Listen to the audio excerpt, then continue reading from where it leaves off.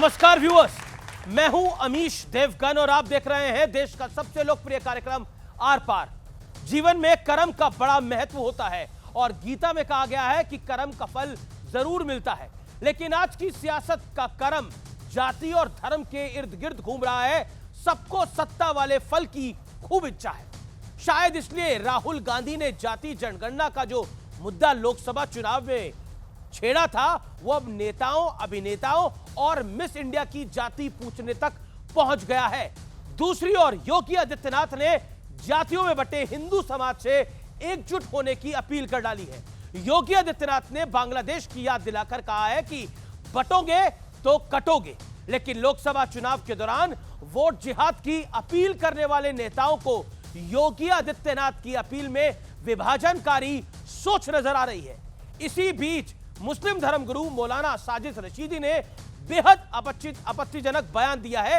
एक तरफ वक्फ बिल पर जेपीसी की दूसरी बैठक हो रही है, दूसरी तरफ साजिद रशीदी कह रहे हैं कि मुसलमान तैयार हो जाए क्योंकि अब सड़कों पर आने का वक्त आ गया है। लेकिन आज का सबसे बड़ा सवाल है कि क्या जाति वाली पॉलिटिक्स के जरिए हिंदुओं में दरार की और गहरी करने की एक कोशिश हो रही है? आज इसी मुद्दे पर होगी देश की सबसे बड़ी पॉलिटिकल बहस, क्योंकि शिवाजी महाराज के मुद्दे पर भी प्रधानमंत्री ने माफी मांग ली है। इससे पहले देवेंद्र फडणवीस भी माफी मांग चुके हैं। तो क्या शिवाजी के इर्द गिर्द राजनीति घूमेगी और जाति और धर्म, क्या यही सियासी कर्म है? आज का आर पार का यह जोरदार एडिशन।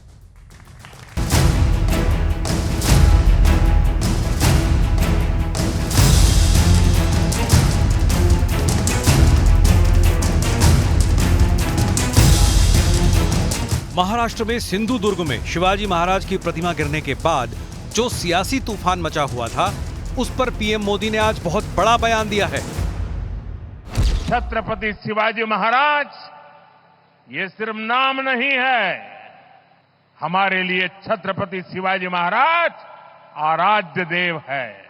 मैं आज सर झुका करके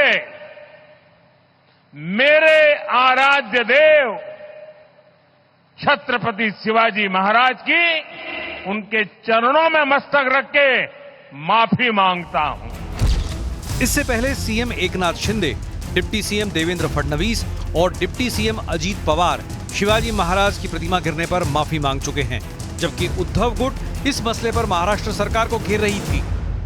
सिर्फ माफी से तो काम नहीं चलने वाला प्रधानमंत्री जी।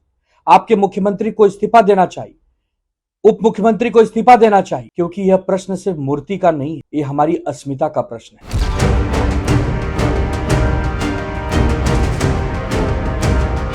लोकसभा चुनाव के बाद एनडीए वर्सेस इंडिया गठबंधन के बीच घमासान बढ़ता जा रहा है। राहुल गांधी अपने जाति वाले कार्ड पर और ज्यादा मुखर हो गए हैं। तो मैंने लिस्ट निकाली मिस इंडिया की। मैंने कहा भैया एक दलित महिला तो होगी, एक आदिवासी महिला तो होगी ना दलित है, ना आदिवासी, ना ओबीसी, कोई नहीं। जाति जनगणना इंस्टीट्यूशनल सेंसस हम कराएंगे। कितनी अजीबोगरीब और शर्मनाक बात है कि देश के पार्लियामेंट का एलओपी एक फेरिस्त देख रहा है मिस इंडिया की। मतलब परिपक्वता की जो कमी है, ज्ञान की जो कमी है, वो साफ दिखती है। दूसरी ओर योगी आदित्यनाथ ने एक बार फिर हिंदुत्व के झंडे को बुलंद कर दिया है। राष्ट्र से बढ़कर के कुछ नहीं हो सकता और राष्ट्र तब सशक्त होगा जब हम एक रहेंगे, नेक रहेंगे, तभी नेक रहेंगे। बटेंगे तो कटेंगे। बांग्लादेश में देख रहे हो ना, वो गलतियां यहां नहीं होनी चाहिए। उनको नजर आ रहा है कि उन्हीं की पार्टी के लोग उनको हटाना चाहते हैं मुख्यमंत्री के पद से, तो शायद वो बीजेपी को कह रहे हैं कि बटेंगे तो कटेंगे। ये हमले वहीं होते हैं जब कोई देश धार्मिक कट्टरपंथ, धार्मिक रंग में रंगा जाता है। इस बीच वक्फ बिल पर जेपीसी की दूसरी मीटिंग से पहले मौलाना साजिद रशीदी ने बेहद भड़काऊ बयान दे दिया। तमाम मुसलमान एक कलमे पर ला इलाहा इल्लल्लाह पर जमा हो जाओ और सड़कों पर हमें आना पड़ेगा, यकीनी तौर पर आना पड़ेगा। नहीं आओगे तो अकेले अकेले करके मार दिए जाओगे, अकेले अकेले करके आपको खत्म कर दिया जाएगा। वक्फ तो बहाना है, सड़कों पर आ जाना है, कत्लेआम मचाना है, दंगे भड़काना है, यही वोट बैंक की राजनीति करने वाले दुकानदारों का मानना है। सवाल है कि क्या इंडिया गठबंधन जातियों में बंटवारे के सहारे बीजेपी को हिंदुत्व की पिच पर हराने की कोशिश में कामयाब हो पाएगा? और सवाल यह भी कि धर्म के नाम पर क्या कुछ लोग भारत में बांग्लादेश जैसे हालात पैदा करने की फिराक में हैं?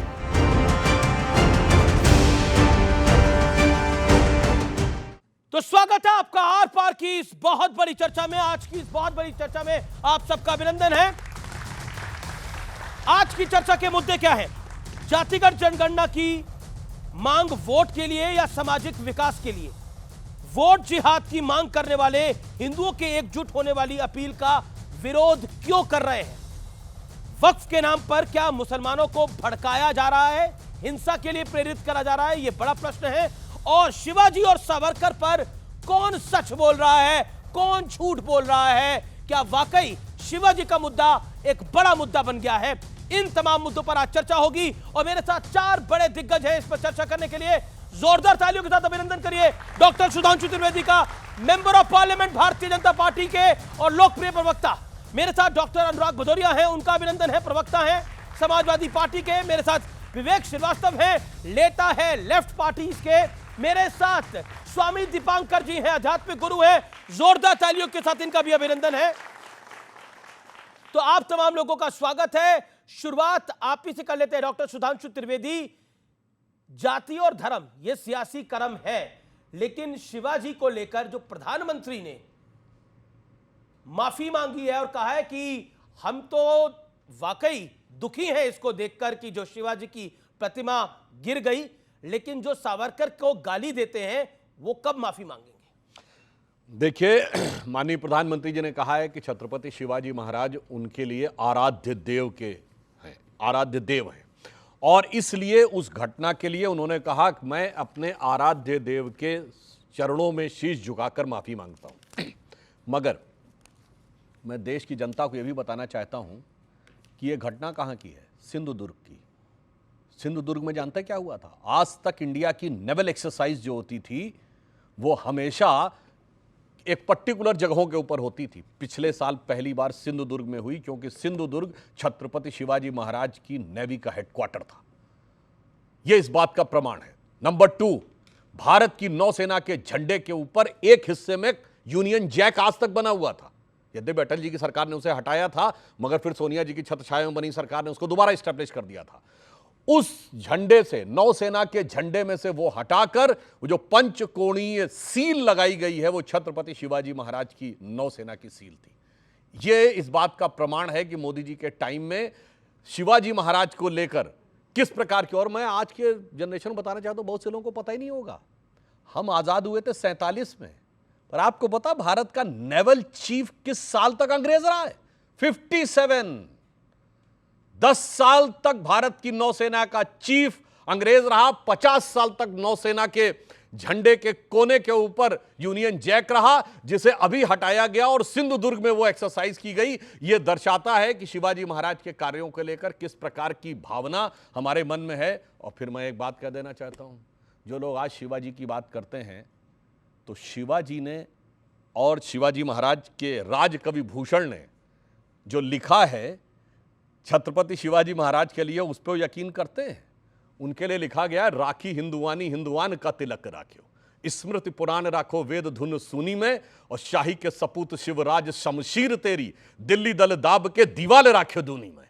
जिन्होंने दिल्ली को दबाकर अपना स्टेटस उससे दुगना करके रखा, इनसे पूछिए हिंदू हिंदुआनी की बात पे विश्वास रखते हैं? शिवाजी महाराज ने रायगढ़ के किले में शपथ ली थी, अप्रैल आई थिंक 1666 और समथिंग, जिसमें उन्होंने कहा था कि हिंदू साम्राज्य बनाना है। उनके साम्राज्य का नाम था हिंदवी स्वराज, और बाद में उस साम्राज्य का नाम था हिंदू पद पातशाही। मगर आप सोचिए, ये घड़ियाली आंसू बहाने वाले लोग वास्तविकता में अगर शिवाजी की का मान सम्मान बढ़ाने का काम किया है, तो ईमानदारी से भारतीय जनता पार्टी और मोदी जी की सरकार ने, एक लाइन और कह दूं जी, हमने तो औरंगजेब के नाम की सड़क यहां से हटाई थी, जो शिवाजी के लिए अपशब्द कहता था, परंतु इन लोगों ने औरंगजेब के पूरे खानदान के नाम पे सड़कें लुटियन जोन में रखने वाले लोग आज जब शिवाजी के लिए ऐसी बात करने की बात करते हैं, तो मन में दुख उत्पन्न होता है। Point okay. मैं रुक करता हूं, मेरे साथ कई सारे मेहमान हैं यहां पर, विवेक श्रीवास्तव और अनुराग भदौरिया। पहले अनुराग भदौरिया बोलना चाह रहे हैं। अनुराग भदौरिया, क्या आपको लगता है, क्योंकि अबू आजमी भी आप ही की पॉलिटिकल पार्टी से आते हैं, वो बाला साहब ठाकरे के बारे में क्या कहते थे, बाकी सबके बारे में उनका क्या विचार था, वो मुझे बताने की जरूरत नहीं है। औरंगजेब की कब्र पर फतीहे पढ़ने वाले आज शिवाजी की बात कर रहे हैं। खैर उस पे अभी जाएंगे तो हम जिन्ना पे भी चले जाएंगे। जिन्ना की मजार पे जाने वाले कौन लोग थे, तो क्या हाल हुआ उनका? मेरी बात तो सुन लो, अब बोलने तो दोगे, आप उनको बोलने दिए, मुझे बोलने दीजिए, इतना लोकतंत्र तो होना चाहिए। मैं कि जिन्ना की मजार पे जाने वाले इनके ही नेता थे लाल कृष्ण आडवाणी जी, वही सबसे पहले गए, तब इनको नहीं कोई बात याद आई। और महाराज छत्रपति महाराज जी की मूर्ति गिर गई, करोड़ों रुपए की आपने बनाई, और वो चंद हवा में, कहते हवा की स्पीड में वो मूर्ति गिर गई, तो भ्रष्टाचार किसने किया? मूर्ति बनाने में, महाराज शिवाजी महाराज की मूर्ति बनाने में आप भ्रष्टाचार कर रहे हैं। और उसके बाद वो मंत्री जिस डिपार्टमेंट का आपने हटाया क्या, बर्खास्त किया क्या? इतना बड़ा जिसकी बात, जिसको सोच सोच के हम लोग बड़े हुए छत्रपति महाराज की कहानी सुन सुन के, और उनकी मूर्ति में भ्रष्टाचार करेंगे आप, उसके बाद उसका जो मंत्री डिपार्टमेंट का आप हटाएंगे नहीं। 1950, 1917, 1800 पता नहीं कहां चले गए। अरे आपको सीधी सी बात थी कि भ्रष्टाचार मूर्ति की बात कर रहे हैं, शिवाजी की महाराज की बात होगी, वो 1700 में नहीं जाएंगे, फिर टोकने लगे, अब उसको ऐसे बोल रहे हैं जैसे कि कोई मजाक हो गई। अरे भाई शिवाजी की बात होगी, मंत्री हटाइए, मंत्री हटाइए, आप इस ढंग से मजाक की बात करने लगे, पता नहीं कहां चले गए, ये दर्शाता है कितना सम्मान है। मंत्री, लेकिन भ्रष्टाचार आपके रग रग में बसता है, मंत्री हटा कैसे देंगे? छत्रपति शिवाजी की बात करी, शिवाय की बात करी, और छत्रपति शिवाजी की बात करेंगे तो इतिहास में जाना पड़ेगा, जाना पड़ेगा। लेकिन मंत्री जिसने भ्रष्टाचार किया, जिसकी वजह से शिवाजी की मूर्ति गिरी, वो नहीं हटेगा, भ्रष्टाचार चलता रहेगा। कमाल की बात कर रहे हैं आप भी। इतिहास की नींव पे ही भविष्य खड़ा हो सकता है। यानी इनके बाप दादा, इनके नगर दादा नहीं होते तो आज इस दुनिया में नहीं होते। अरे बात तो करने दो, काहे चिल्ला रहे हो? मैं चिल्ला नहीं रहा, आपको पॉइंट बता रहा हूं। शुरू कर दिया। अगर आपके बाप दादा, अगर आपको भी बोल रहा हूं, अगर आपके पिताजी, एक सेकंड अनुराग भदौरिया, एक सेकंड, एक रैपिड फायर राउंड कर लेते हैं। अनुराग भाई, आपके पिताजी नहीं होते तो आप होते नहीं, आपके दादाजी नहीं होते तो आपके पिताजी होते नहीं, आपके परदादाजी नहीं होते तो आपके दादाजी होते नहीं, आपके नगर दादा नहीं होते तो आपके परदादाजी होते नहीं। इसीलिए शिवाय की बात करना, शिवाजी की बात करना अनिवार्य है। तभी तो मैं कह रहा हूं कि वो सम्मान की बात है, गर्व की बात है। उनकी मूर्ति गिर गई इनके भ्रष्टाचार की वजह से, और उस पर पर्दा डालने के लिए आप दुनिया भर की बातें कर रहे हैं। सिर्फ एक शब्द नहीं बोल सकते कि हमारे मंत्री, हमारे पीडब्ल्यू डिपार्टमेंट में महाराष्ट्र में भ्रष्टाचार हुआ, ये मंत्री गिरफ्तार हो गया भाई, इसको हटाओ। कॉन्ट्रैक्टर गिरफ्तार हो गया, कॉन्ट्रैक्टर, मंत्री नहीं तो वो होगी भाई। और क्या आप सुनिए, आप इनकी बात सुनिए। ये वो लोग हैं जो हर चीज को किस पे ले जाते हैं, किस पे लेके चले गए? ये धर्म पे। भाई धर्म हमारा आस्था का विषय है। सुन लीजिए सुधांशु जी, राजनीतिक विषय नहीं है। राजनीति करनी है तो कीजिए ना, बच्चों के रोजगार पे, महंगाई पे, बेरोजगारी पे, महिला अत्याचार पे, किसान पे करिए, ठोक के करिए, मैं आपके साथ खड़ा हूं। लेकिन राजनीति किस पे कर रहे हैं आप? राजनीति कर रहे हैं, राजनीति किस पे कर रहे हैं? धर्म के नाम पे मत कीजिए, धर्म के नाम पे हमें मत बांटिए। हम सुनिए, हम ना हिंदू हैं, ना मुस्लिम हैं, ना सिख हैं, ईसाई हैं, हम हिंदुस्तानी हैं। गर्व से कहते हैं हम भारतीय हैं। आप भी गर्व से कहो, क्यों बांटते हैं? अनुराग आपने अपनी बात को रखा। अब okay, Sudhanshu Trivedi, then Vivek ji, I will come to you. को जवाब देना चाहता हूं। भाई बता रहे हैं, बोल रहे थे शिवाजी महाराज के बारे में, और फिर कहने लगे हिंदू नहीं है। अरे हिंदू साम्राज्य बनाया था उन्होंने, और मैं जवाब देना चाहता हूं। अभी जो बोलूंगा इसका ये जवाब नहीं दे पाएंगे। शिवाजी के राजकवि ने शिवाजी के राज्य के लिए लिखा है, कुंभकर्ण असुर अवतारी औरंगजेब, काशी और प्रयाग में दुहाई फेरी रब की, तोड़े देव देवालय शहर मोहल्ले के रे, लाखों मुसलमान किए माला तोड़ी सब की, और काशी करबला होती, मथुरा मदीना होती, शिवाजी ना होते तो सुन्नत होती सबकी। बिल्कुल सही। ये समझिए पुरखों के साथ क्या होने वाला था। और मैं पूछना चाहता हूं, औरंगजेब के साथ हो कि नहीं? ये कहेंगे काशी में भी औरंगजेब की मस्जिद के साथ खड़े हैं, मथुरा में भी औरंगजेब की मस्जिद के साथ खड़े हैं। अब आइए मैं रोजगार के ऊपर बात करता हूं। बताइए, आपकी सरकार के समय कितने एम्प्लॉयमेंट प्रोविडेंट फंड स्कीम थी? इनके सरकार के जमाने में एक ही रोजगार था, यूपी में अपहरण और फिरौती। सपा के टाइम में अपहरण और फिरौती का ही रोजगार चलता था। सपा के टाइम में कट्टे बनने की खबर आती थी। और अब हमारे इंडस्ट्रियल कॉरिडोर में, जो डिफेंस कॉरिडोर में BrahMos intermediate range ballistic missile Lucknow में बन रहा है। ये देखिए, एक बात ये है कि आप लोग जातिगत जनगणना की बात कर रहे हैं जी, और उसके नाम पर वोट मांग रहे हैं जी। तो ये जातिगत जनगणना के नाम पर वोट मांगते मांगते मिस इंडिया की जाति तक पहुंच गए हैं आप लोग। मतलब मिस इंडिया की लिस्ट निकाल के देख रहे हैं कौन कौन सी जाति की है। अरे मिस इंडिया की काबिलियत देखिए, जाति मत देखिए। ये बीजेपी का हमेशा से एक मकसद रहता है, मैं आ रहा हूं उस पॉइंट पे भी, कि भाई शिवाजी इधर से लड़ रहे थे, वो एक हिंदू राजा थे, भगवा ही भगवा था, सारे हिंदू थे, सबको प्रताड़ित किया जा रहा था।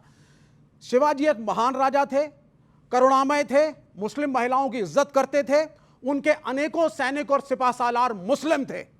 ये चेक करिए आप लोग जाकर के, और ये कोई हिंदू वर्सेस मुसलमान की लड़ाई नहीं थी। सुनिए सर, नहीं अब मैं रैपिड रिफॉर्म में, आप चेक कर लीजिए उसको। उनके मेन सिपा सालार और अनेकों सैनिक मुस्लिम थे, लड़ाई राजाओं में थी, दिल्ली की सल्तनत को चैलेंज किया था, और सब शिवाजी का सम्मान करते हैं। लेकिन इसको हिंदू बनाम मुस्लिम करना गलत है मेरे हिसाब से, ऐतिहासिक तौर पे। अब मिस इंडिया के बारे में एक कमेंट राहुल गांधी जी ने किया, सबने कहना शुरू कर दिया, अरे साहब ये तो कह रहे हैं कि मिस इंडिया के कंटेस्ट में जो महिलाएं पार्ट लेंगी, लड़कियां पार्ट लेंगी, ओबीसी की इतनी हो, एससी की इतनी हो। ये नहीं कहा उन्होंने। अरे सर, देश में तो चला लेंगे, इंटरनेशनली कैसे चलाएंगे ना सर? ये ओबीसी है, इसको मिस, अरे उन्होंने कहा ही नहीं, यूनिवर्स बना दो, उनका ये एससी है, इसको आप मिस वर्ल्ड बना दो। ऐसे नहीं होता ना सर, उनका इंप्लीकेशन अलग था। उनका ये कहना था कि ये जो बड़े तबके के कॉन्टेस्ट हैं, ये जो बड़े तबके के कॉम्पिटिशंस हैं, मैं छोटी सी बात कहता हूं आपसे, आज आप इंजीनियरिंग की कोचिंग की फीस पता करिए, 5 से 7 लाख रुपए है। बड़े बड़े कोचिंग इंस्टीट्यूशंस की 1-1 साल 2-2 साल की लेते हैं। तो अगर हम ये कहें कि साहब इस कोचिंग में एक पर्टिकुलर वर्ग के, पर्टिकुलर जाति के लोग जिनके पास पैसा और रसूख है, उनके बच्चे कोचिंग ले पाते हैं, बाकियों के नहीं ले पाते, क्या गलत है? तो मतलब आप इसके भी पक्ष में होंगे कि बॉलीवुड की जो फिल्में बनती है, हीरोइन का नाम आता है, बगल में जाति भी लिखी हम ये कह रहे हैं कि बगल में जाति भी लिखी जाए, लड़कियां स्टारिंग राजकुमार राव यादव। मैं ये कह रहा हूं पिछड़े वर्ग की जातियों की लड़कियों का, दलित लड़कियों का रिप्रेजेंटेशन होना चाहिए। ठीक है, वो क्योंकि वो कमजोर तबके से हैं। ठीक है, ओके, उनके पास पैसा नहीं है कि वो उसमें लड़ पाएं। और मैं आता हूं स्वामी दीपांकर। स्वामी दीपांकर, अब बॉलीवुड की फिल्में आएंगी तो उसके बगल में एक जाति आनी चाहिए, मिस इंडिया की जाति भी बतानी चाहिए। हर्ज क्या है इसके अंदर? बस इतना समझ लीजिए, इतना सा हर्ज है कि बस नहीं चल रहा, ये माथे पे चिपका दें। बस नहीं चल रहा, माथे पे चिपका दें। आप सोचिए कि जिस देश में जाति का कभी जिक्र तक नहीं था, वो देश समूचा जातियों में बांट कर रख दिया।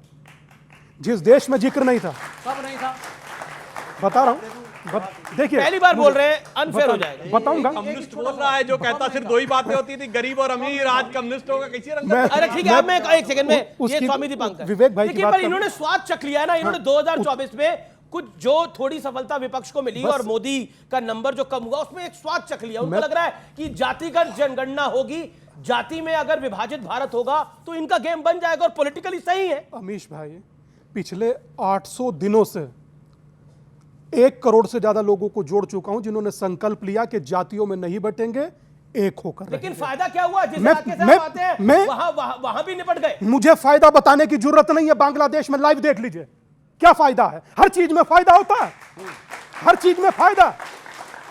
गजबे बात बता रहे हैं। केरला फाइल झूठी, कश्मीर फाइल झूठी, बांग्लादेश लाइव चल रहा है भाई।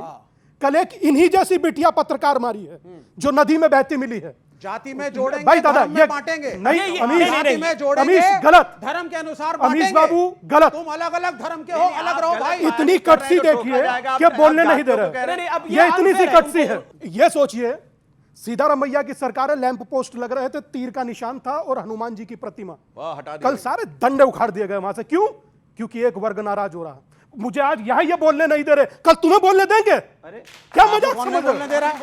क्यों नहीं बोलने? बीच बीच में बोलते हैं आप लोग। मेरा सर सबसे ही एक सवाल है कि सर हम जैसे जातिवाद पे हम कब तक लड़ते रहेंगे सर? हम सर भारतीय हैं, तो सर हम कब अपने देश का विकास करेंगे जब हमारे पॉलिटिशियन ही ऐसे लड़ते रहेंगे? सर हमारी प्रजा का क्या होगा? बहुत बढ़िया सवाल, बहुत बढ़िया सवाल। एक सेकंड, बोलिए स्वामी जी, बोलिए। मैं अपनी बात कहना चाहता हूं।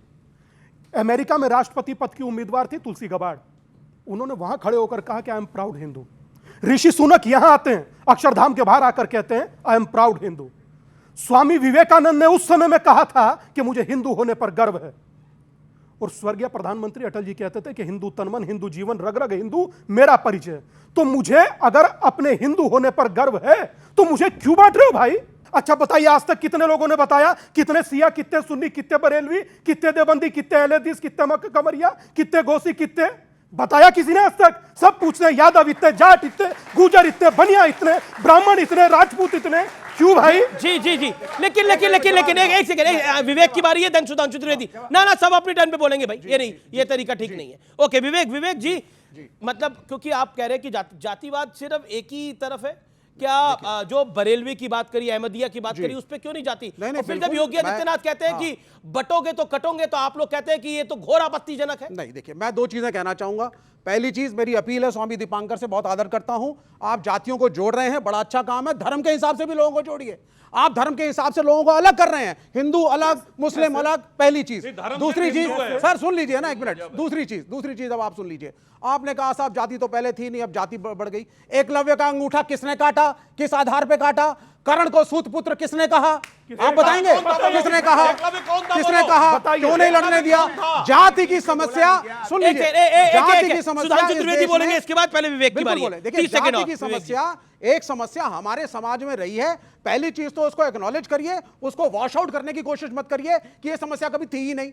आपने दलितों और बैकवर्डों को बिठा करके अपने गांव में अपनी खाट पे आपने पानी तक नहीं पूछा, कभी पानी पीने नहीं दिया उनको। ठीक है, यू मेड योर पॉइंट। तो इस आपने अपनी बात को रख लिया। अब सुधांशु जी की बारी है। देखिए, मैं विवेक जी की बात का क्रमवार जवाब देता हूं। पहले इस ढंग के एब्सर्ड लॉजिक नहीं देने चाहिए कि किसकी सेना में कौन था। जिस समय ये देश आजाद हो रहा था, सेकेंड वर्ल्ड वॉर के समय, इस देश की सेना में 25 लाख सिपाही थे, जिसमें सिर्फ 40,000 अंग्रेज थे। तो आप कहेंगे 24.5 लाख तो भारतीय थे, तो हम अंग्रेजों से नहीं भारतीयों से लड़ रहे थे।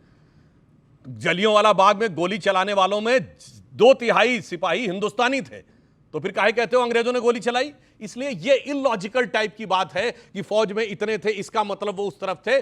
फौज किसके कहने पे और कौन लड़ रहा है इसके आधार पर तय होती थी। हम ये नहीं कहेंगे कि नेताजी सुभाष चंद्र बोस भारतीय फौजों के खिलाफ लड़ रहे थे, ये इलॉजिकल बात है। दूसरी बात इन्होंने कही एकलव्य की बात, मैं सारे लोगों से कहता हूं जाके चेक करो, और नहीं तो जाके महाभारत सीरियल में ही एकलव्य वाला वो पोर्शन उठा के देखिए। जब एकलव्य सामने आता है तो द्रोणाचार्य उससे पूछते हैं, बालक तुम अपना परिचय, तुमने विद्या कहां से सीखी? वो एक लंबा विषय में उसमें नहीं जा रहा हूं। उसको दिव्य अस्त्र चलाना आता था, मुंह जो था कुत्ते का बाणों से भर दिया गया था, और जब निकाला गया तो एक भी खरोच नहीं थी। यानी जैसे आप प्रिसाइज लेजर गाइडेड मिसाइल आते हैं, प्रिसाइज टू द मीटर्स, किसी कमरे में गिरेगा 1000 किलोमीटर दूर से, वो प्रिसाइज टू द माइक्रोमीटर था। तो उन्होंने पूछा ये दिव्य अस्त्र चलाना तुमने किससे सीखा? तो कहता आपसे। तो द्रोणाचार्य कहते मैं तो तुम्हें जानता नहीं, तुम अपना परिचय दो। तो जानते एकलव्य क्या बोलता है? मैं मगध नरेश जरासंध के प्रधान सेनापति हिरण्यधनु का पुत्र एकलव्य। वो कोई सामान्य ट्राइबल नहीं था। हिज फादर वो the chief of armed tribal था, और ये इतिहास ट्राइबल था। बीच में नहीं, ये मैं आपको मौका दूंगा, आपको मौका दूंगा। इसका मतलब ट्राइबल आर्मी चीफ होते थे, फिर ट्राइबल सर। अरे भाई वो आदिवासी था और इसीलिए उसका अंगूठा काट लिया गया। ट्राइबल है आप तो आर्मी चीफ होते थे, जातिवाद था। अब जात सर उसका अंगूठा जातिवाद के कारण नहीं काटा। आप ये बताइए, ऑनेस्टली बताइए, आप अपने दिल पे हाथ रख के बोलिए सच बोल रहे हैं झूठ। अब आइए जो नए नवेले आए हैं, राहुल गांधी जी, आपने देखा है आज से 10 साल पहले 2014 में राहुल गांधी जी का गेटअप क्या था? बिल्कुल क्लीन शेव, बढ़िया बबुआ टाइप बने हुए थे, और उसके बाद क्या करते थे? हिंदी में शपथ ली थी 2014 में ईश्वर के नाम की, जाके चेक कर लीजिएगा। उसके बाद 2019 आया, उन्होंने कहा उससे काम नहीं बन रहा है तो फिर क्या करें? 2019 के चुनाव में उन्होंने कहा कुर्ते उड़ते के ऊपर जनेऊ पहनो, तिलक लगाओ, फिर पुष्कर से निकलते हुए राजस्थान में अपनी जाति नहीं गोत्र भी बताओ। आज तक आप लोगों को नेताओं की जाति पता होगी, उपजाति और गोत्र नहीं पता होगा, वो भी प्रेस कॉन्फ्रेंस में बताया गया हो, ऐसा नहीं पता होगा। अब आइए, उसके बाद लगा अब इससे काम नहीं चल रहा है, कहीं कुर्ता उड़ता जनेऊ छोड़ो, अब हाफ शर्ट पहन लो, काल मास की तरह दाढ़ी बढ़ा लो, और उसके बाद कहना शुरू करो। आप देखिए 2024 में अब ईश्वर के नाम की शपथ नहीं है हिंदी में, अब अंग्रेजी में शपथ है, वो भी swear in the name of God नहीं है, अब सॉलेमनली अफर्म है। इतना बदलता आदमी आपने कोई नहीं देखा होगा, और क्यों बदले ये भी मैं बता रहा हूं। आप जाके, और मैं कहूंगा विवेक जी को तो उसका समर्थन करना चाहिए। रशिया की स्पुतनिक मैगजीन ने लिखा है, वो भी भारत के चुनाव के परिणाम आने से पहले, कि एक यूरोपियन थिंक टैंक है हेनरी लुसी फाउंडेशन, उसके मिस्टर क्रिस्टोफर जेफरलेट ने 2021 में थ्योरी दी है कि इंडिया में कास्ट सेंसस को आगे बढ़ाना है हिंदू मेजॉरिटेरिज्म को खत्म करने के लिए। इसलिए आपने 2021 से पहले राहुल गांधी के मुंह से कभी कास्ट सेंसस की बात नहीं सुनी होगी। इन लोगों की जानते क्या नीति है? अच्छा, तुमने बांटे आंगन और गलियारे, बांटे मंदिर और गुरुद्वारे, बांटे गली मोहल्ले सारे, आज कटीले तारों से खेत खेत की म्याद बांट दी तुमने, एक वोट की खातिर देश की हर बुनियाद बांट दी। हाँ, जी, सही जी, कहा जी। बीजेपी ने। ओके ओके ओके, एक सेकंड। अच्छा, अब आपके अनुराग की बारी है। अनुराग, ये तो ओपन है कि आपकी पॉलिटिकल पार्टी समाजवादी पार्टी, जैसे बीएसपी मुस्लिम दलित, एमडी उनका था, एमवाई मुस्लिम यादव आपका था, तो और आपका है, पॉइंट ये है कि जब योगी आदित्यनाथ कहते हैं बटोंगे तो कटोंगे, तो आप कहते हैं ये विभाजनकारी बयान है। देखिए, अभी इन्होंने जात की बात की, अब बताइए जात हमने बनाई है क्या? आदिकाल से जात चली आ रही है ना।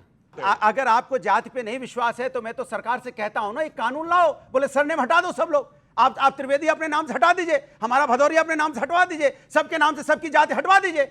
आप गांव के अंदर में जाइए, अभी भी कुएं पे पानी नहीं पीने दिया जाता है। तो दलित समाज के लोग हैं, उनके साथ क्या अन्याय हुआ है इसका दर्द आपको नहीं बोला, टोकिए बात, ठीक है, इसका दर्द आपको नहीं एहसास है, क्योंकि आपको दर्द इसलिए नहीं होगा क्योंकि आपने कभी ये झेला नहीं है। ये क्या चाहते हैं? ये जाति और धर्म में दोनों में बांट देना चाहते हैं। ये हमें आपको बांट रहे हैं। ये खेत की जो कहते हैं ना कांटे, ये कांटे लगा के हमें हिंदू मुस्लिम सिख ईसाई में बांट के रूल करना चाहते हैं। हम आप होंगे कि नहीं होंगे कुछ पता नहीं, ये हिंदुस्तान रहेगा, बांट के मत जाओ। इस हिंदुस्तान में हमेशा वसुधैव कुटुंबकम की बात हुई है। एक मिनट, अब मैं बोलूं, दलितों का रिजर्वेशन इन प्रमोशन किसने खत्म किया? यूपी में मुलायम सिंह की सरकार ने। हजारों दलितों को डिमोट किया मुलायम सिंह की सरकार ने। दलित प्रमोशन का जिस समय संसद में बिल आया उसको फाड़ा समाजवादी पार्टी की सरकार ने। अभी आपने बोला भारत को एकजुट रखना है, भारत को अखंड रखना है, बहुत खूबसूरत बात थी, तालियां बजाइए इस बात के लिए। और कि भारत को एकजुट रखना है, भारत को अखंड रखना है, बड़ी खूबसूरत बात है और बहुत अच्छी भी लगती है कि मिले सुर मेरा तुम्हारा, ये देश बने हमारा, ये बहुत अच्छी बात लगती है। लेकिन इस देश का विभाजन कब हुआ और किस आधार पे हुआ, ये भी इतिहास में गड़ा हुआ है बहुत अच्छे से। 1947 में हमारा देश क्यों डिवाइड हुआ था? अच्छा, अब आजादी का हुक्म मिल गई, आजादी के बाद आया 1990 का दशक, और 1990 के दशक में कश्मीरी पंडितों को उनके घर से क्यों विस्थापित किया गया था? तब किसने विभाजन किया था? तब तो न मोदी का नाम था न कुछ था। अब बताइए तब कहां, तब तो सरकारें किसकी थी? देखिए बार बार मोहन भागवत ने एक बात बोली थी, आरएसएस के चीफ है, उन्होंने बोला था कि जब इस भारतवर्ष के अंदर द डे हिंदूज की आबादी कम हो जाएगी उस दिन डेमोक्रेसी भी समाप्त हो जाएगी। ये बात स्वामी दीपांकर, और इन्होंने बोला जातिवाद के मुद्दे के ऊपर आपका जवाब। जब योगी आदित्यनाथ ने बोला बटोगे तो कटोगे, क्या जायज है वो? मैं ये कह रहा हूं कि आप बटते भी हो और हर रोज कटते भी हो। आप लोगों को दिखाई और सुनाई दोनों नहीं देता, क्योंकि आप ना तो बोलना चाहते हैं, ना देखना चाहते हैं, ना सुनना चाहते हैं। एक अब से नहीं कह रहा हूं, अभी वक्फ के नाम पर रशीदी कह रहे हैं कि सड़कों पे आ जाओ। अब वक्फ के नाम से सुन लीजिए, तमिलनाडु का पूरा गांव है, गांव पूरा का पूरा कह रहे हैं ये वक्फ की जमीन है, और समूचा इस्लाम 1400 साल पहले वजूद में आया। वो गांव 1500 कुछ साल पुराना मंदिर है, 1500 कुछ साल पुराना है, पर वो भी वक्फ का है। छोड़ दीजिए, बिहार 2-3 दिन पहले की बात है, बिहार का एक गांव बता रहे हैं कि समूचा वक्फ बोर्ड का है। पटना क्या गोविंदपुर गांव है, और वहां पे दावा है हिंदू परिवारों को नोटिस दिया गया है, 30 दिन में जमीन को खाली करने का निर्देश दिया गया है। पटना हाईकोर्ट ने उस नोटिस पे रोक लगाई है। कोर्ट में सबूत पेश करने में फेल रहा है वक्फ का बोर्ड, यानी वक्फ कह रहा है कि पटना का एक पूरा का पूरा गांव हमारा है, तिरुचिरापल्ली तमिलनाडु के अंदर पूरा का पूरा गांव वक्फ का है। कैसे जी? और अब आपके सामने वक्फ एक्ट पे कह रहे हैं साजिद रशीदी की सड़कों पे आ जाओ। मैं एक बात कहूं, और योगी कह रहे हैं कि बटोगे तो कटोगे। मैं सिर्फ इतनी सी बात कहना चाहता हूं, एक बहुसंख्यक समाज को एक अपने आराध्य का मंदिर पाने में 500 साल लग गए। आप सब लोग पढ़े लिखे, आप लोगों ने देखा ही है। एक अकेला वक्फ बोर्ड है जो जिस उंगली जहां रख दे वो क्षण भर में जमीन उसकी। साबित आप कीजिए आपकी है या नहीं। मैं ये दावे से कहता हूं, धर्मगुरुओं की, ये दावे से कह रहा हूं, धर्मगुरुओं की क्या? सर सुन लीजिए, मैं बोलता हूं आपको, इस मुल्क में सदियों से, इंडियन सब कॉन्टिनेंट में हिंदू धर्म, सनातन धर्म जिसको हम कहते हैं, इसमें इन धर्मगुरुओं की और ब्राह्मण समाज की एक साजिश रही है। मंदिर की पूजा यही करवाएंगे, यही पुजारी बनेंगे, एजेंट ऑफ गॉड यही हैं। सुनते जाइए। अब आप जाति में दलितों को मंदिर के अंदर नहीं आने देते थे, खाना खिलाना दूर की बात। आज ये आपको कहते हैं जाति को भूल जाओ, तुम्हारे खिलाफ एट्रोसिटीज हुई, भूल जाओ, कोई फर्क नहीं पड़ता, जुड़ जाओ। और एक इमेजिनरी एनिमी मुस्लिम्स को दिखा करके सत्ता में आने की कोशिश कर रहे हैं। सत्ता में आने की कोशिश कर रहे हैं। धर्मगुरु है फुरफुरा शरीफ के गद्दी नसीब पीर जाता है, बात सिद्दीकी बोलो, उनके साथ गठबंधन करके पड़े हुए चरणों में। ये कहानियां जो है ना, ये इमाम बुखारी के खिलाफ कहानियां कम्युनिस्ट पार्टी ने ऑफिशियल गठबंधन किया हुआ है। पीरजादा अब्बास सिद्दीकी आरक्षण के खिलाफ फुरफुरा है, शरीफ के गद्दी बीजेपी आरक्षण के खिलाफ है। अहले हदीस की मस्जिद में क्या अहमदिया जा सकते हैं? पहली चीज तो यह है कि अहमदियों में फुरफुरा शरीफ और को अरे बता- सुनिए फुरफुरा उसमें बोल शरीफ, बिल्कुल सर, हमने फुरफुरा शरीफ को सेकुलर बना दिया। हमारे कॉन्स्टिट्यूशन को अग्री करोगे, हम तुम्हारी तरह थोड़ी ना, हम आपकी तरह धर्म पे लड़वाते नहीं है। हम तो कहते हैं सारे हिंदू धर्मगुरुओं को, मुस्लिम धर्मगुरुओं को, धर्म व्यक्तिगत है, तुम्हारे और ईश्वर के बीच की यात्रा है। फुरफुरा शरीफ गद्दी नशीन सेकुलर और स्वामी दीपंकर कम्युनल, ये भगवा चोले वाला स्वामी कम्युनल और फुरफुरा शरीफ का गद्दी नशीन सेकुलर, वारी सेकुलर सियासत इस देश की मान गए, मान गए। 47 में पाकिस्तान बनाया, 90 में कश्मीरी हिंदुओं को विस्थापित कराया, वारी सेकुलर सियासत, वारी सेकुलर सियासत। फुरफुरा शरीफ कहाँ है? सुनिए एक मिनट, फुरफुरा शरीफ पश्चिम बंगाल में है। ये सेकुलर की बात कर रहे हैं। पश्चिम बंगाल सरकार का मंत्री फरहाद हाकिम ओपनली बोल चुका है, जो मुस्लिम नहीं है वो किस्मत के मारे हुए हैं, वो बेकार है। औकात नहीं एक नेता से सुनवा दे। वो तो फिर हरिद्वार वही फिरहाद हाकिम कह चुका है कि बंगाल में कुछ इलाके मिनी पाकिस्तान बन गए। मेरे को आपसे ये पूछना था कि आप जातिवाद खुद करे जा रहे हो, लेकिन आप बांट भी तो खुद ही रहे हो। बांट भी तो खुद ही रहे हो। ओके, और किसी का सवाल? जी जी जी, क्या सवाल है?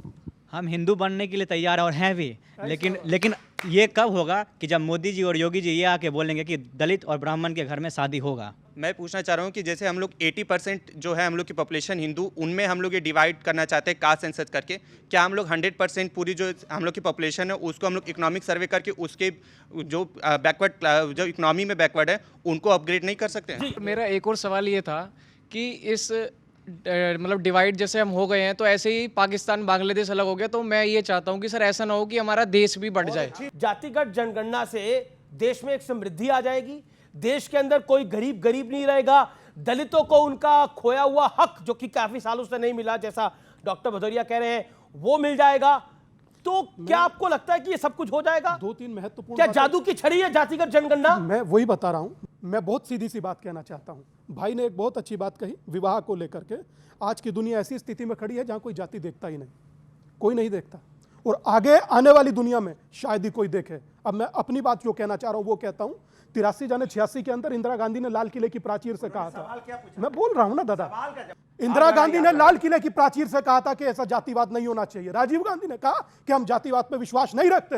राहुल गांधी कहते हैं जातिगत जनगणना कराइए। मैं दावे से कहता हूं कांग्रेस का ये कभी मुद्दा था ही नहीं। कांग्रेस का कभी ये मुद्दा था ही नहीं। दूसरी महत्वपूर्ण बात कहने जा रहा हूं कि आज जातियों में बांटने की बात चल रही है।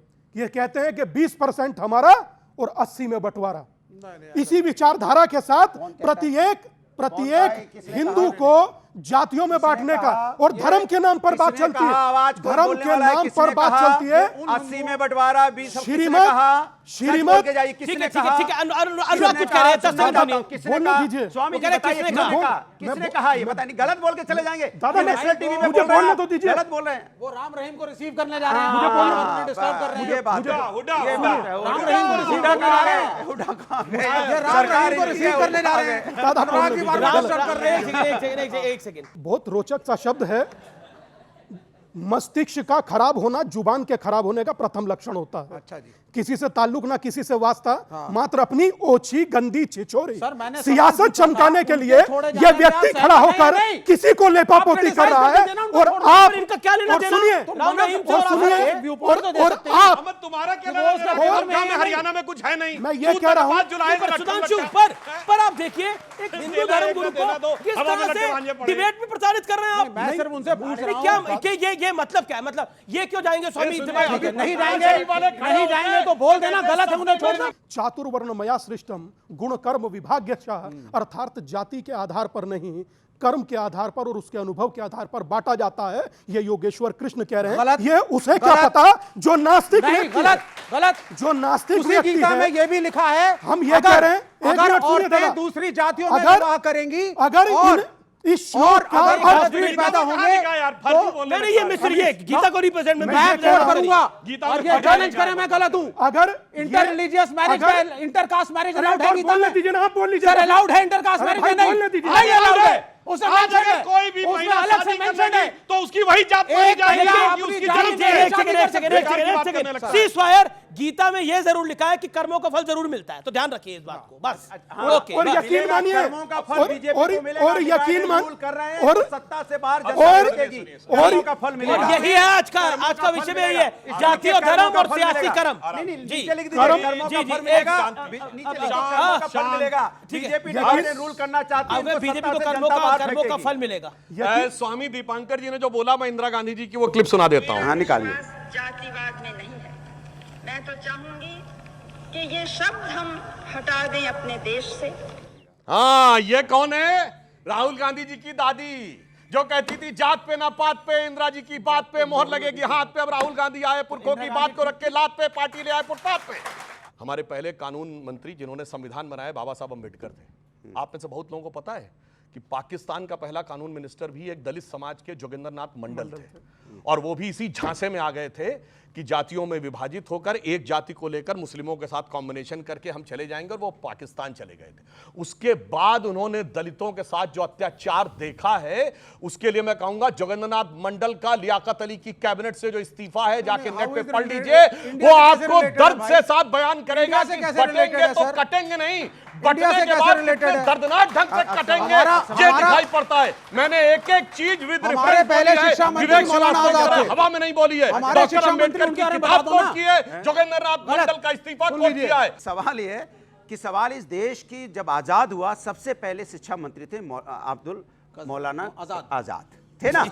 सुनो, मौलाना आजादी थे ना इस देश के शिक्षा मंत्री थे। जी जी जी। आप नाम भूल गए थोड़ा, पर याद है उनको। आप हमारे हिंदुस्तान को बार बार कंपेयर करते हो पाकिस्तान से, बार बार कंपेयर करते हो बांग्लादेश से। अरे हिंदुस्तान को कंपेयर करना है तो अमेरिका से करो।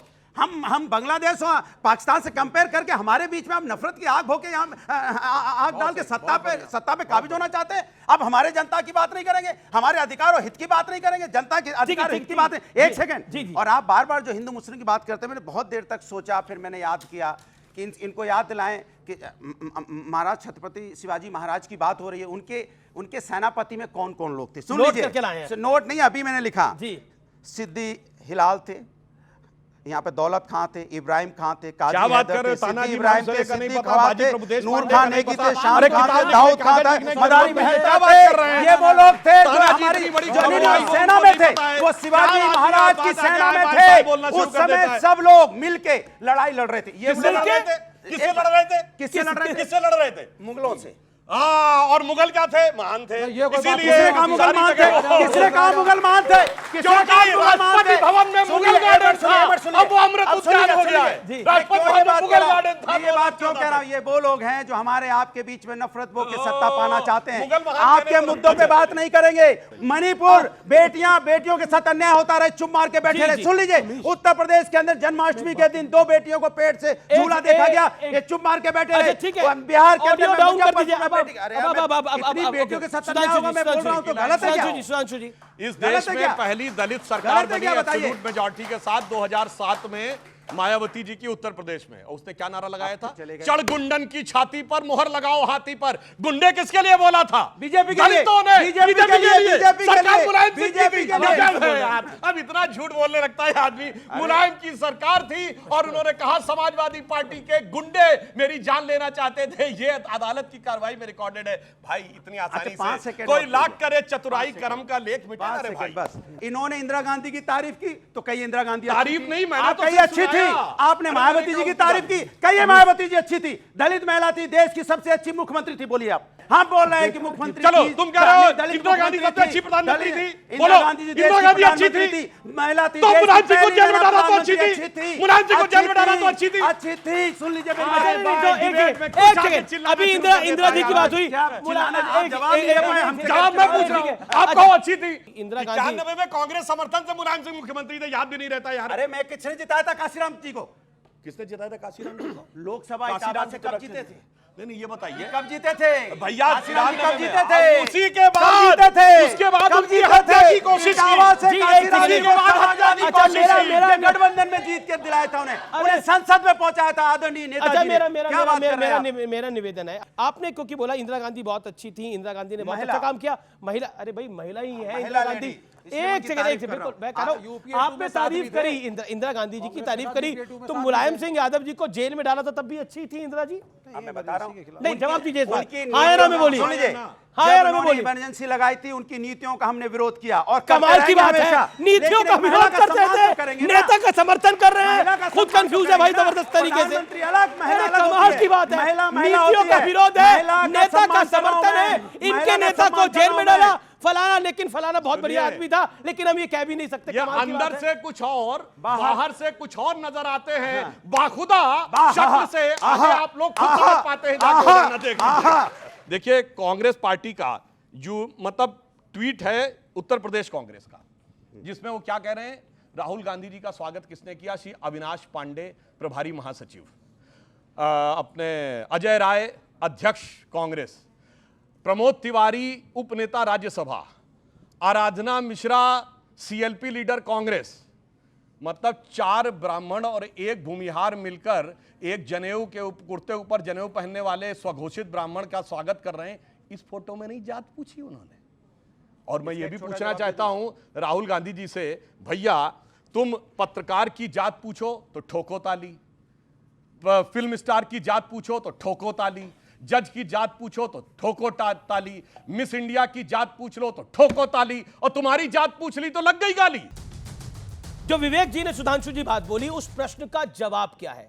कि इन्होंने बोला कि करण को भी तो सूतपुत्र कहा जाता था, और योगी आदित्यनाथ क्यों कह रहे हैं कि बटोगे तो कटोगे? मैं ये भी पूछना चाहता हूं राहुल गांधी जी से, भैया तुम पत्रकार की जात पूछो तो ठोको ताली, फिल्म स्टार की जात पूछो तो ठोको ताली, जज की जात पूछो तो ठोको ताली, मिस इंडिया की जात पूछ लो तो ठोको ताली, और तुम्हारी जात पूछ ली तो लग गई गाली। तो बोलो, मतलब जिसे कहते हैं, पुराना गाना था कि गाली हुजूर की तो लगती दुआओं जैसी, और हम दुआ भी दे तो लगे हैं गाली। आपका क्या होगा जनाबे अली?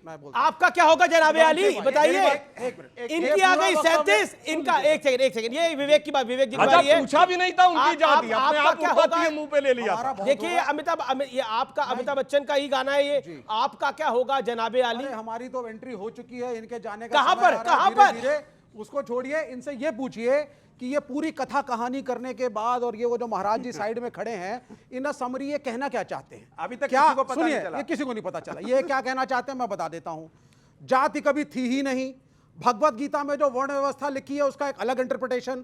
भागवत गीता में अगर ये लिखा है कि इंटरकास्ट मैरिज अगर एक औरत करेगी, आप धर्म को मानते हैं? सुनते रहिए सर, धर्म को मानते हैं? धर्म अफीफ है कि धर्म को मानते हो? सर वो उससे मैं एक बेशक धर्म को मानते नहीं। 1 सेकंड नहीं, कोई व्यक्ति गीता की बात कर रहा है, डिस्कस द भगवत गीता। क्या मैं दो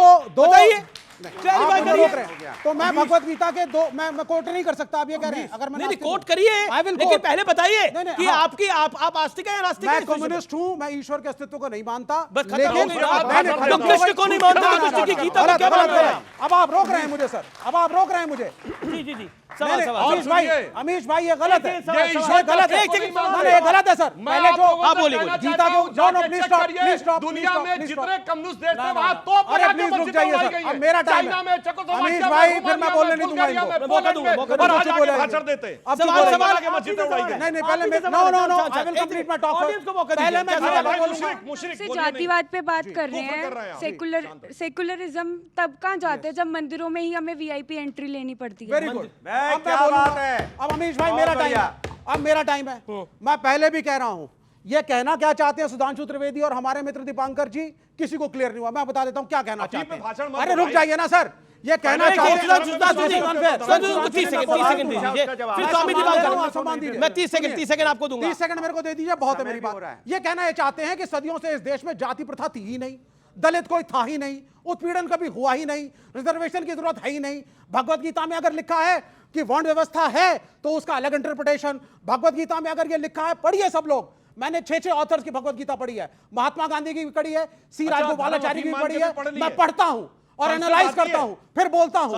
उसमें लिखा है, प्लीज कीप क्वाइट, उसमें यह भी लिखा है कि अगर एक औरत महिलाओं को इंटरकास्ट मैरिज भगवत गीता के हिसाब से यदि वो करेगी तो वर्ण संकट आएगा, इसलिए वो भी अलाउड नहीं है। आप क्या क्या डाइल्यूट करेंगे सर? बात को बोला, क्या डाइल्यूट करेंगे? आप क्यों नहीं चाहते सारी जातियां एक लेवल में आए? हम चाहते हैं, राहुल गांधी चाहते हैं। मैं बिटिया की बात करता हूं। ठीक है, अब आपने 5 सेकंड और राहुल गांधी चाहते हैं कि ये जनगणना अब वो आपने बोला इसलिए कि सारी जातियां एक बराबर हो जाए। 30 सेकंड मांगे थे, 1.5 मिनट हो गया। स्वामी जी की बारी है। बोलिए। ओके, मैं बिटिया की बात का उत्तर देता हूं। नहीं, पहले भगवत गीता का उत्तर दीजिए। परमात्मा आप गीता का उत्तर दीजिए। दादा कोई तुक है क्या? कोई तुक है क्या? आपको पता ही नहीं, गली की बहस बना रखी है यार। मैंने दो तथ्य बोले, छिछोरपन की हद होती है। दीजिए ना, धर्मगुरु है। कोई करता है क्या? आपके पास उत्तर कोई करता है क्या? अरे नहीं दे रहे वो उत्तर सर। वो व्यक्ति भी कह रहे हैं कि बोलने दीजिए। बस सिर्फ इतना सा सोचिए, मेरा कसूर क्या आप जानते हैं?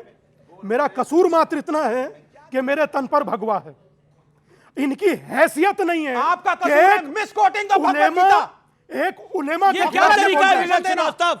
आप लगातार स्वामी दीपांकर के बीच में बोल रहे हैं। तो वो प्रश्न का उत्तर देना गीता पे क्लैरिफिकेशन करेंगे ना। ये एक उलेमा के खिलाफ बोलते हैं, इनके पैर कांपने लगेंगे। श्रीमद् भगवत गीता पर नास्तिक होने के बाद इतना बड़ा लेक्चर दिया, एक शब्द कुरान पर बोलते हैं, इन्हें बोल मीठा पिलाने से भी नहीं औकात नहीं है बोलने, औकात नहीं है, जुदा हो जाएगा। समझ रहे हैं? जब फुरफुरा शरीफ के गद्दी नशीब के आगे जब उत्तर नहीं है इनके पास, और उसके बाद पहन के आए हैं, और उसके उत्तर नहीं है, मेरे प्रश्नों का जवाब नहीं है, डाइवर्ट कर रहे हैं। मैं आपके पास आ रहा हूं स्वामी जी। स्वामी जैसे आपने गीता को मिसकोट करा, कुरान को मिसकोट कर सकते हैं सर? कुरान के ऊपर डिस्कशन में कुछ भी गलत रुक जाइए यार, प्लीज प्लीज। नहीं, कमाल की बात है। आप गीता को मिसकोट कर रहे हैं। मैं मिसकोट नहीं कर रहा सर। कुरान को मिसकोट कर सकते हैं। आपको सुधार देना सर, वो मुझे सुधारें अगर मैं गलत हूं। ठीक है, सुधारेंगे मुझको। सुधारने के लिए तैयार तो हुई आप? मैं तो तैयार हूं। आप बताइए सर। सुधारिए। मैंने इन्हें आश्रम ले जाइए। ये दादा, ये बाकियों को नास्तिक बना देंगे। श्रीमद् भगवत गीता अध्याय 4 श्लोक नंबर 13 पन्ना नंबर 176, जिसमें लिखा है चातुर्वर्ण मया सृष्टम गुण कर्मो विभाग्यशः। मतलब गुण और कर्म के आधार पर बांटा जाता है, जाति के आधार पर नहीं। अगर ये व्यक्ति सिद्ध कर दिखाए तो डिबेट मैं छोड़ के जाता हूं, वरना छिछोरपन बंद करे। करिए साबित। इंटरकास्ट मैरिज पे बोलिए। करिए, शांत होइए, शांत होइए, साबित करिए। हाँ, ये इसलिए पित्ती ना पित्ती का सौदा मेरा यार लगा भोकाल काटने। इसके साथ ये भी लिखा है एक वर्ण एक जाति की महिला। और मैं एक बात आपसे कहना चाहता हूं, या पुरुष इंटरकास्ट मैरिज नहीं कर सकता, उसकी जाति में संकट आएगा। वर्ण संकट शब्द एक सेकंड बोले, उसमें लगातार बोल रहे हैं आप। हर बात पर चर्चा कर, हर बात पर बोलना, हर बात पर रिएक्शन देना। जब बात धर्म की हो तो एकाग्र होकर रहना, वरना ये कल तुम पर हंसेंगे। इस बात को याद रखना। अब मैं बात कहना चाहता हूं,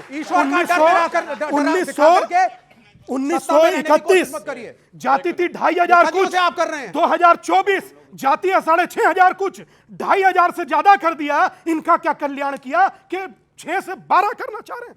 इनका क्या करिएगा? जी जी, अभी सुनिए, अभी मैं एक चीज सुनाता हूं। अभी देखिए इनकी औकात सामने आ जाएगी। ये सुनिए, जाकिर नायक। अब जाकिर नायक कहां से आ गए? जाकिर नायक कहां से आ गए भाई? हम तो गीता की बात कर रहे थे ना। भाई चिल्लाइए नहीं, कोई गलत बात नहीं होती। हर बात में चिल्लाना शुरू कर दे रहे। मैं फैक्ट बताने की कोशिश कर रहा हूं। सुनिए, शांत हो गए। ओके, कुरान को कोट कर रहा है, तुम्हारी औकात हो तो बोलना।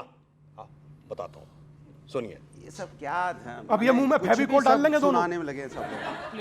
अब नहीं कोई बोलने का। कोर्ट उन्होंने किया, क्लैरिफिकेशन मैंने दिया। अब नहीं कोई बोलने का। इंटेलेक्चुअल डिस्कशन नहीं होना चाहिए। भाई क्या तरीका है ये भाई? डर दिखाओ और सत्ता में रहो। सुनिए, ईश्वर का डर सदियों से दिखाते रहे और सत्ता में रहे। चिल्लाओ नहीं, बात सुनो, उसके बाद जवाब देना। डर दिखाते सत्ता नहीं मिलेगी। सुनना पड़ेगा भाई।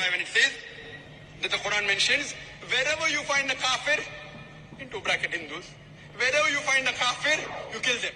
बोलो, वो सूरह सिपारा कोट करके कह रहा है काफिर, और इंटरप्रिटेशन का स्कोप नहीं छोड़ा। इन्हें ब्रैकेट हिंदूज किल देम। औकात है बोलने की। बोल देता हूं ना, औकात है बोलने की। बोल देता हूं ना।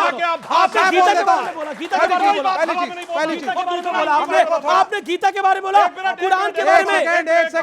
और जो ये कह रहे हैं, एक मिनट, पूरी बात मेरी होने दीजिए। 10 सेकंड। और मैं डॉक्टर अंबेडकर की किताब कोट कर रहा हूं, हु वर शूद्रास। मैं कोई बात हवा में नहीं बोलता। Chapter number 1 page number 1 paragraph number 3 उन्होंने लिखा है, there is no connection of Vedic age Shudras with the modern schedule cast.